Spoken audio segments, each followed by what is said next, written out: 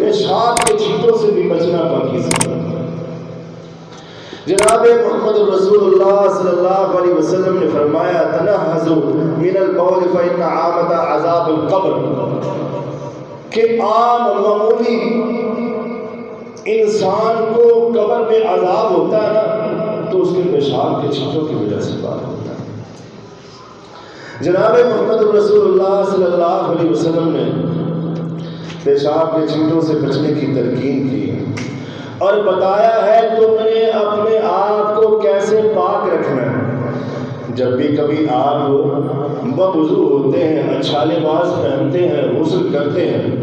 اور یہ آپ کے ساتھ جو وقت آپ کی خون کی بلڈ کی لائنوں میں بھاگ رہا ہے، آپ کو غلطیوں پہ گناہوں پہ ابھار رہا ہے، اکسا رہا ہے، یہ آپ کے ساتھ ہمہ وقت لگا ہوا ہے، اور اس کا جو مسکن ہے لیٹرین واش روم وہاں پہ یہ رہتا ہے، اور خبیث جن اور جنیاں وہاں پہ مسکن بنائے بیٹھی ہیں، اور ہر وقت ان کی یہ کوشش ہوتی ہے کہ آپ کے لباس کو، آپ کے بدن کو گندا کرنا ہے، کسی طرح چھینٹے ڈال دیں۔ اور آپ صلی اللہ علیہ وسلم نے وہاں پہ بھی ان سے بھی بچنے کے لیے، ان کے ہتھ کنڈوں سے بھی بچنے کے لیے جو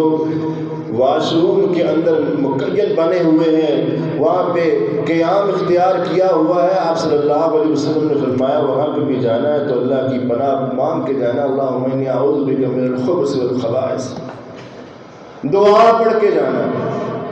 پیشاب کے چھینٹوں سے پاک رہنا۔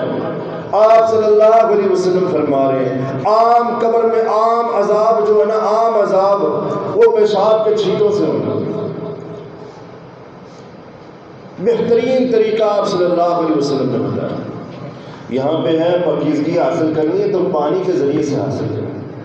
اور اگر آپ کھلے صحرا میں جا رہے ہیں